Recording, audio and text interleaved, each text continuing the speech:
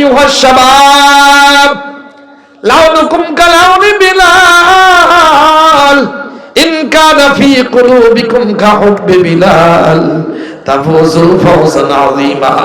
ও যুবকের দল, তোমাদের কালার, তোমাদের রং হযরত বিলালের কালার, তোমরা হযরত বিলালের কালার পেয়েছো। যদি বিলালের মতো মহব্বত অন্তরে একটু ঢুকে যায়, দুনিয়াতেও তুমি কামিয়াব, আখিরাতেও তুমি পেয়ে যাবা জান্নাত। এইটা বলার সাথে সাথে ওই কালো যুবকগুলো সব দৌড়ায় আশেপাশে যা ছিল সবগুলোকে নিয়ে আসছে। এসে এখন আমার হাতে চুমু দেয়, কপালে চুমু দেয়, হাদা শায়েখ কাবির জামিন বাংলাদেশ, বাংলাদেশ থেকে শায়েখ আছে, বড় শায়েখ, বুঝলেন? এই জন্য কালো হলে কালো জগতের কথা কয় না। এখন আপনাকে এই যে মুফতি সাহেব হুজুর, তাহলে কি আমি ফর্সা ভুল করেছি? না না, মুরকানে যত ফর্সা এরা সবাই ওমরি কালার। কথা কয় না, কি কালার বলেন না? ওমরি কালার। হযরত ওমর আল্লাহর হুকুমের ব্যাপারে কঠোর। কথা কয় না।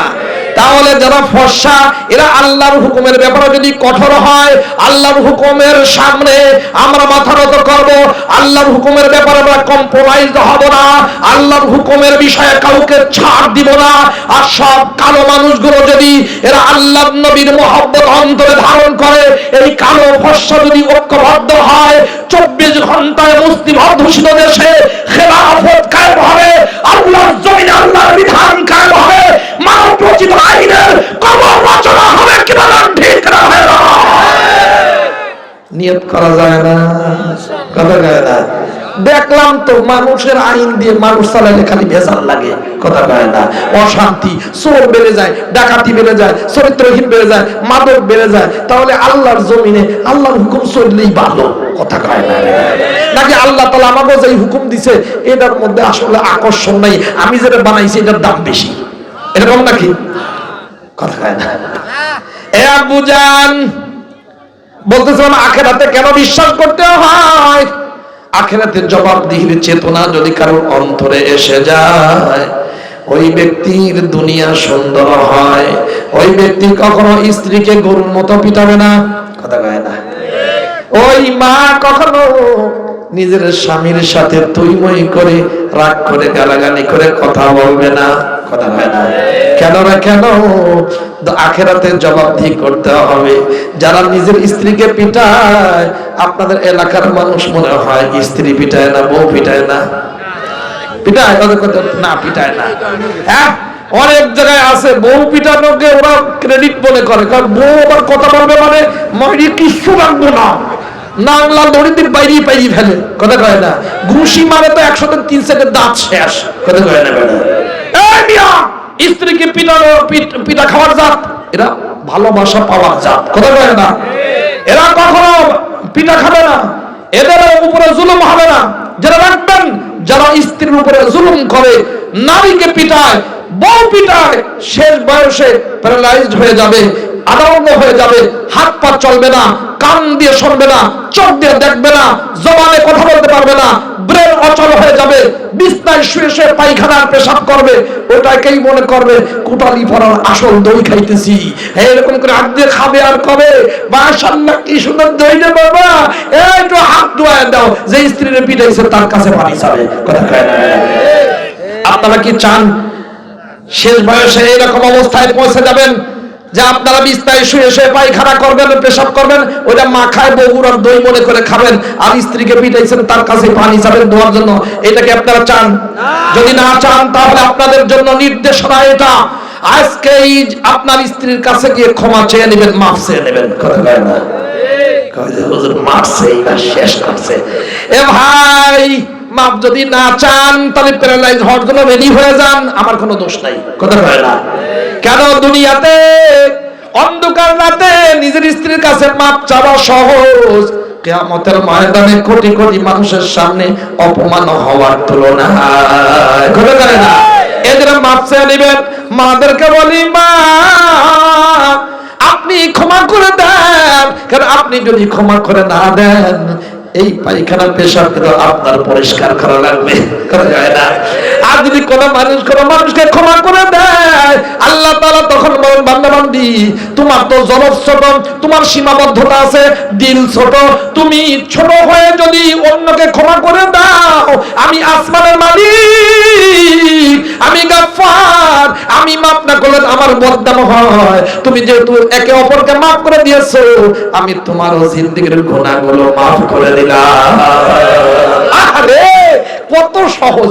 এই জন্য যারা অন্যায় করেছেন, বউ পিটাইছেন, মাফ চাবেন। বউ মারা গেছে, কবরের কাছে গিয়ে তওবা করবেন, তার নামে দান করে দিবেন। কথা কয় না? মসজিদ বানায় দিবেন। মসজিদ কেন? বাথরুম এত সুন্দর, মসজিদ কেন অসুন্দর? কথা কয় না? মসজিদের ও পাশেও বিল্ডিং, এ পাশেও বিল্ডিং, মসজিদে কেন বিল্ডিং হয় না? যদি বেচতে চান তাড়াতাড়ি এটা সুন্দর করবেন, ঠিক আছে ইনশাআল্লাহ। মাদ্রাসা বানায় দিবেন। দোস্তরা আমার, আজকের থেকে আরেকটা আমল করতে হবে, তা হলো নিয়ত করতে হবে, আজকের থেকে আমরা কোনোদিন বউ পিটাবো না। আমিও নিয়ত করি, আমি আপনাদের থেকে বাইরে না। আমি যদি নিয়ত করতে পারি, আপনাদের সমস্যা? তাহলে আপনারা যারা কারা কারা বউ পিটাবেন না আজকের থেকে হাত তুলে দেখান। লিল্লাহি তাকবীর। এই যে দেখেন ছোট পিচ্ছে, এ তোর বাপ বিয়ে করছে? হ্যাঁ, দেখছেন এই ছোট পিচ্ছি হাত তুলছে, একবার বিলালি কালার, চেহারা কি মাশাআল্লাহ। ছোট পিচ্ছি ও হাত তুলছে, তার মানে ও বউ পিটাবে না, বড় হলে বিয়ে করলে কি করবে না? তাহলে ছোট মাসুম বাচ্চা হাত তুলছে, বউ পিটাবে না। আপনারাও এই নিয়তের সাথে একমত, ঠিক আছে ইনশাআল্লাহ? আমার মা বোনরা চিন্তা করছে, এই 18 বছর পর হুজুররে কি জন্য আনছে, এই জন্য মেম্বার দায়ী। কথা কয় না? কেন প্রত্যেক বছরে আনবে, টাকা যা লাগে 50,000 আমরা দিব, সমস্যা কি? আম্মু জান, আমি একতরফা ওয়াজ জিন্দেগিতে করি না। আগেই কইছি, স্বামীর সাথে রাগ করে তুই মুই করে কথা বলা কবিরা গুনাহ। কি গুনাহ বলেন? কবিরা গুনাহ মানে ছোট গুনাহ। হ্যাঁ, স্বামীকে গালি দিয়ে কথা বলা কবিরা গুনাহ, স্বামীর গায়ে হাত তোলা কবিরা গুনাহ। কথা কয় না? এ মা, যদি কেউ এই অন্যায় অভ্যস্ত হন, আজকের থেকে তওবা করেন, আর কোনদিন স্বামীর সাথে তুই মুই করে রাগ করে কথা বলবেন না। অতীতে যা করেছেন ক্ষমা চেয়ে নেবেন। যদি ক্ষমা না চান, বিপদ আছে, আমার নয় আপনার। কথা কয় না? এই জন্য স্বামী হলো মর্যাদার প্রতীক। কথা কয় না? নিরাপত্তার দেয়াল। যদি কোন মা তার স্বামীর সাথে খারাপ ব্যবহার করে, যদি স্বামীর সাথে বেয়াদবি করে, তুই মই করে কথা বলে, স্বামীর গায়ে যদি হাত দেয়, স্বামীর নিয়ামত, স্বামী যে এত বড় নিয়ামত, আল্লাহ তাআলা ওই নারীর উপর থেকে উঠিয়ে নিয়ে তাকে বিধবার অপমানের জিন্দেগি চাপিয়ে দিবেন। কথা কয় না? স্বামী কত বড় সম্পদ, স্বামী কত বড় দামি। যার স্বামী বাইরে থাকে, ইন্তেকাল করছে, তার কাছে জিজ্ঞাসা করে দেখো রে মা কেমন। মুড়ি শুধু এতদিন বলতো বুড়া পেটর পেটর করে মরে না কেন, মৃত্যুর পর এখন যেখানেই যায় কাঁদে আর বলে, হায় রে হায়, আমার বুড়া মিয়া যদি বেঁচে থাকতো, আমি যদি মারা যাইতাম ভালো ছিল। কথা কয় না? গত 5 দিন খতমে বুখারী ছিল মোহাম্মদপুরে, ফাতেমাতুজ জাহরা মাদ্রাসায়। আমার আগে বয়ান করছে মুফতি হাবিবুল্লাহ মাহমুদ কাসিমি, আমার সাথী বা ছাত্র, এই জন্য আমার মর্যাদা দেয়, মহব্বত করে। হুজুর আপনি যেহেতু আইছেন, কিছু বয়ান করে যান, আপনি থাকেন। তা আমার মেয়ে পড়ে গেছি, তা হাবিবুল্লাহ মাহমুদ কাসিমি, আমরা যখন বয়ান করি মুহাদ্দিস, তখন সে হলো ছাত্র, খুব সুন্দর চেহারা, তেলাওয়াতও সেই রকম, কারণ কোনো কথাবার্তা, কেন এর শ্বশুরও মুক্তিযোদ্ধা, বাপও মুক্তিযোদ্ধা, এই জন্য কথাবার্তা কোনো বাইসি বুইসে কয় না, ধামাধাম বলে ফেলে। কথা কয় না? খতিবি গেছে আবার আনছে এরা নিজেরাই। যাই হোক, তো উনি আর সন্তান 6 খান। কয় খান? আমাকে তো ছাত্র তুললো, বুঝলেন, কিন্তু সন্তান কয়টা? 6টা। আমার হলো 5টা, 3 মেয়ে 2 ছেলে, নাতিপুতি আরো 4টা, এটা পরের কথা, কিন্তু এর 6টা। তো ওনার স্ত্রীও আসছে, আমার হোম মিনিস্টারও গেছে। হোম মিনিস্টার বোঝেন তো? আরে স্ত্রী হলো হোম মিনিস্টারের দাম দিবেন, ময়া করবেন, মহব্বত করবেন, ভালোবাসবেন। হ্যাঁ, এরা বলবেন সাহেবা, হায়াত জীবন সঙ্গিনী, হ্যাঁ, শিউলি বিউটি আরো যা যা আছে সব করবেন, তাহলে দেখবেন মায়া পাবেন। কথা কয় না? হ্যাঁ, তো এদের কথা হইতেছে। তো কয় এই আপনার হুজুরটা এখন সিলেটে যাবে, 15টার ফ্লাইট এসে যাবে হ্যাঁ সিলেটে, আর আমি যাব মানিকগঞ্জে মাহফিলে। তো একজন জিজ্ঞাসা করে কি ব্যাপার আপনাদের ওইতেইছে, ব্যাপার কি? আমার হুজুর এই 5-6 মাস খালি মাদ্রাসায় থাকে, বাসায় আসে না। বলতেছে কে? হাবিবুল্লাহ মাহমুদ কাসিমের স্ত্রী বলতেছে আমার হুজুর এই 6 মাসের বেশি বাসায় আসে না, মাদ্রাসায় থাকে, মাদ্রাসা থেকে মাহফিলে চলে যায়। আর এক মহিলা কয় না আসাই ভালো, আর না আইসেই যেই 6টা হয়েছে আসলে আরো কয়টা হয়েছে তার ঠিক ঠিক আপনারই কষ্ট বলছে। এখন এই ঘটনা আমার আহলিয়া মুহতারামা আমার শোনাইতেছে পরের দিন। এইটা তো কইছে, উনি কত ভালো, উনি মাদ্রাসায় থাকে, আসে না। আমি বললাম ঠিক আছে, আমিও আজকের থেকে শিখে গেলাম। আমার তো দোতলায় আমি থাকি, নিচতলা আমার কুতুবখানা, আমার নিজের প্রায় 8-10 লাখ টাকার কিতাব আছে, ওখানে থাকবো, মাদ্রাসায় থাকবো, তোমার কাছে আসবো না, মাঝে মাঝে আসবো 1-2 মাস পর পর। কয় আতে পায় ধরি, খবরদার এই কাম করো না। কে?